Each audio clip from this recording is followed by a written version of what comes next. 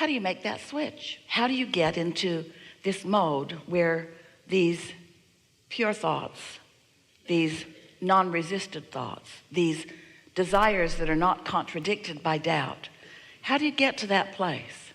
Well, there are some ways. When you wake up, you're more likely to be there. Making lists of positive aspects then would keep you there. Appreciating is a surefire way to be there. But the best way we know of is to every day, if you can, and you can, every day if you can, and you can. Every day if you could, if you would, and you can. Every day if you could and would, and you can. If you would find 15 or 20 minutes to sit quietly by yourself, to quiet your mind. And we'll talk a little bit later, if you're interested, and you will be, about how meditation happens, how easy it is to accomplish. But if you can quiet your mind, which means you stop thought, and when you stop thought, you stop resistant thought.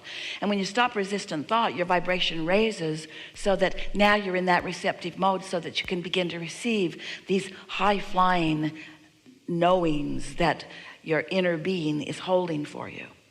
Then once you get hold of one of those and you acknowledge the satisfying feeling of it, now you're off and running. It only takes 17, 16, 17, 16, 17, 16, closer to 16 to 17 seconds for law of attraction to respond to a vibrational output by you. So if you find a thought that feels sort of kind of good, another thought will join it quickly. If you can find no thought, then the thought of your inner mind, the thought of your inner being will be what sets the tone of what law of attraction brings to you next. So, you know how you know that you've got off on this really good foot? Let's say you're in meditation. Do you ever meditate? Let's say you're in meditation, you've been there for 15 or 20 minutes, your mind sort of wandered all over the place because you've got all of these things that you need to do, that you should do, all of those things that we were talking about. Your to-do list is running through your mind. The argument you had last night or yesterday, you're feeling a little defensive. So it takes a little while for you to talk yourself out of that by focusing on something that's not very important, like the ticking of a clock. Esther just bought a really good, loud ticking clock. She just loves listening to that thing. Not interesting at all, but it is loud.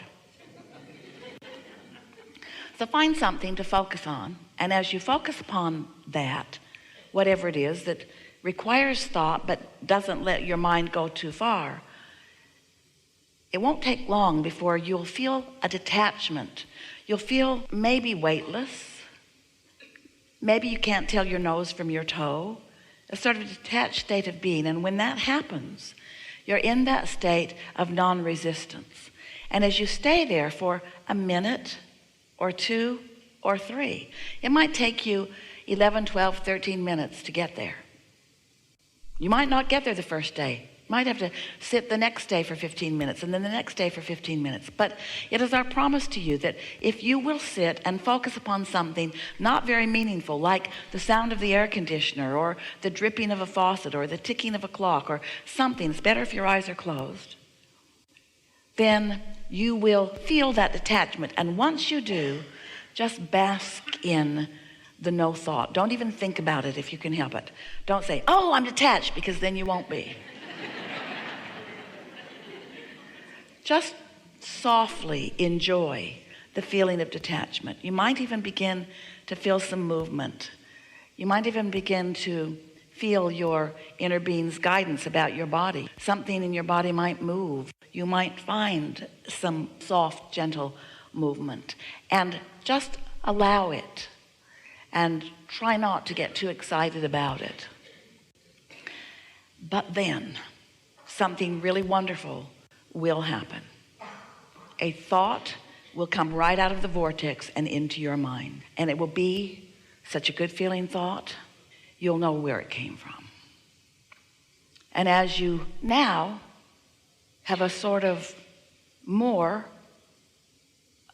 deliberate awareness inside your meditation, as you ponder that thought for as little as 16 seconds, another thought like it will join it, and you will feel the emotional satisfaction of the progression of your reception of the thought. Now, what's happening? Vibrations are turning to thoughts. And a thought manifested in your mind, you received it. And once you received it, if you can stay there for another 16 seconds and then another, once you cross that 68-second mark, now you are in the full state of receiving. And often about then, you just can't sit there anymore. There's something that you feel an impulse to do. It might be go buy furniture. It might be call someone. But it will for sure be, if it happened the way we just described to you, it will be a path with no resistance on it. Because remember, your inner being knows where everything you want is and knows the best path to get you there. If you try to go directly to the action that you think is required to get you something that you want, and you have thoughts of resistance about that, as soon as you start making the action or making the moves to go there, you'll lose your connection. You'll lose your leverage to this source energy that creates worlds.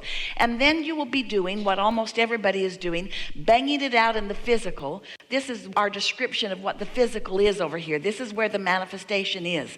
This is thoughts turning to these things, and these are the things that it's already turned to. The see it, hear it, smell it, taste it, touch it things.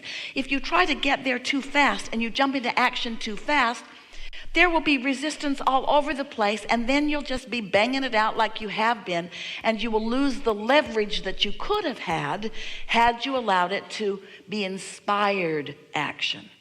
There's such a difference in that motivated action where I said I would go and I need to go and this is my goal and this is my timing and I'm just going to do it and I'm going to make it happen and I'm going to throw enough mud on the wall and some of it will stick, and it's so exhausting.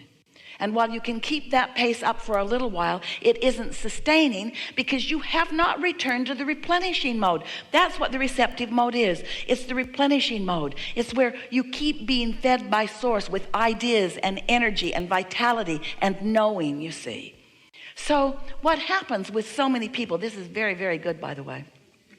What happens with so many people is that they are offering so much behavior and so much action and so many words, politics, trying to compensate for energy that they didn't flow. And you just can't get there from there. You cannot get there from there. You cannot get to where you want to be in only an action-oriented way. You've got to enlist the knowledge of your inner being, the energy of this source energy. You have to get up to vibrational speed with who you really are. And when you're in the receiving mode, so many things that are in your vortex will begin to show up. Some moments will be full. They'll be laden with 3 or 4 or 5 or 20 or maybe even more simultaneous things that are satisfying, all happening at the same time. Can you imagine that? Can you sense that coming for you? And so this is our best sales job ever of why you might want to meditate.